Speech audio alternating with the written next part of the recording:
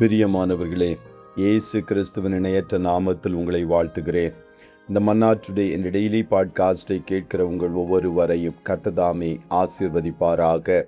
அப்போஸ்தலர் 28வது அதிகாரம் 3வது வசனம் இப்படியாய் கூறுகிறது. பவுல் சில விறகுகளை வாரி அந்த நெருப்பின் மேல் போடுகையில் ஒரு விரியன் பாம்பு அனலுரைத்து புறப்பட்டு அவனுடைய கையை கவி கொண்டது என்பதாக. சாபம் அல்ல, சாட்சி. Not a curse but a testimony என்ற தலைப்பின் கீழ் இன்றைய மன்னாவை தியானிக்கப் போகிறோம். ஒரு கைதியாக கப்பல் யாத்திரை செய்து கொண்டிருந்த பவுலோடு அநேகர் காணப்பட்டார்கள். அவர்கள் போய்கொண்டிருந்த கப்பல் இயற்கை சீற்றத்தால் அநேக பாதிப்படைந்தது. இனி தப்பி பிழைப்போம் என்ற நம்பிக்கை இல்லாமல் போகும்படி செய்தது. கடைசியில் கப்பல் முழுவதும் சேதமடைந்த நிலையில் அவர்களுடைய உடைமைகள் எல்லாவற்றையும் இழந்தவர்களாய் ஜீவன் மட்டும் தப்பும்படி கடலில் விழுந்து நீந்தி இவ்விதமாய் எல்லாரும் தப்பி கரை சேர்ந்தார்கள்.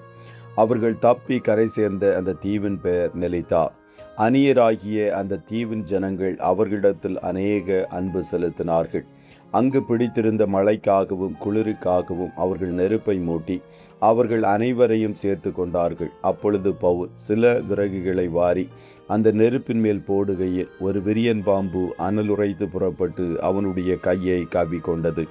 விஷப்பூச்சி அவன் கையிலே தொங்குகிறதை அந்நியராகிய அந்த தீவார் கண்டபோது, இந்த மனுஷன் கொலைபாதகன், இதற்கு சந்தேகமில்லை.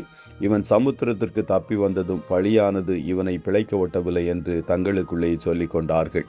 ஆனால் பவுலோ அந்த பூச்சியை தீயிலே உதறி போட்டு ஒரு தீங்கும் அடையாதிருந்தான்.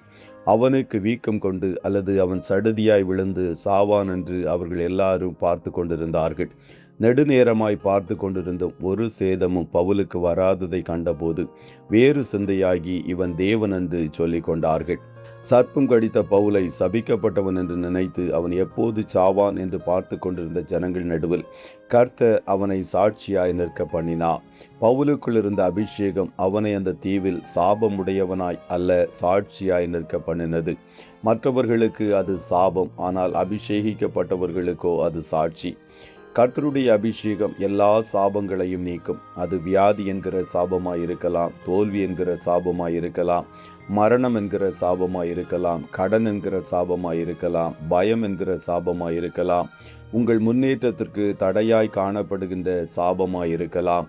ஒருவேளை உங்கள் வாழ்க்கையில் காணப்படுகின்ற ஏதோ குறைவுகளின் நிமித்தம் இந்த சமுதாயம் உங்களை சாபமுடையவனாக பார்க்கலாம். இவைகள் எல்லாவற்றிலும் இருந்து உங்களை விடுதலையாக்க கர்த்தருடைய அபிஷேகம் போதுமானது. அது மிகவும் தேவையானது. ஆகையால் நீங்கள் தேவனிடத்தில் உண்மையாய் கேளுங்கள், என்னையும் இப்படிப்பட்ட அபிஷேகத்தால் நிரப்பும் என்று. அப்பொழுது அவர் உங்களை தம்முடைய அபிஷேகத்தினால் நிரப்பி எல்லாவிதமான சாபங்களையும் நீக்கி சமுதாயத்தில் தேசத்தின் நடுவில் தேவன் உங்களை மகிமையான சாட்சியாக நிற்க பண்ணுவது நிச்சயம். கர்த்ததாமே உங்களை ஆசீர்வதிப்பாராக. ஜெபம் செய்வோமா. நல்ல தகப்பனே, உம்மை நன்றியோடு துதிக்கிறோம். இந்த மன்னா டுடே டெய்லி பாட்காஸ்டை கேட்கிற உம்முடைய பிள்ளைகள் ஒவ்வொருவரையும் கர்த்ததாமே ஆசீர்வதிப்பீராக. அப்பா, உம்முடைய இரத்தத்தினால் கழுவப்பட்ட நீதிமான்களாகிய உம்முடைய பிள்ளைகள் ஒருவரையும் சாபம் தொடருவதில்லை. உம்முடைய பிள்ளைகளை சாபத்திற்கு ஏதுவாய் அல்ல, ஆசீர்வாதத்திற்கு ஏதுவாய் நீர் தெரிந்து கொண்டிருக்கிறீர். உம்முடைய அபிஷேகம் இவர்களை பெரியவர்களாக்கும். உம்முடைய அபிஷேகம் சகல நுகத்தடிகளையும் முறித்து ஜெயங்கொள்ளும்படி செய்யும். ஆகையால் சாபம் என்று கருதி சோர்ந்து போன நிலையில் இவர்கள் இல்லாதபடி சாபங்களை நீக்குகிற உம்மேல் விசுவாசத்தை வைத்து ஜெய ஜீவியம் செய்யும்படி கர்த்தர் உதவி செய்வீராக. இன்றைய தினம் நம்முடைய பிள்ளைகள் கையிடுகிற வேலைகளை ஆசீர்வதியும். போக்கிலும் வரத்திலும் உடனிரும் கண்ணின் மணி போல காத்தருளும். ஆட்டுக்குட்டியானவருடைய இரத்தத்தின் பாதுகாப்பிற்குள்ளாய் ஒவ்வொருவரையும் கொடுத்து இயேசுவின் நாமத்தில் வாழ்த்தி ஜெபிக்கிறோம் நல்ல பிதாவே. ஆமேன், ஆமேன்.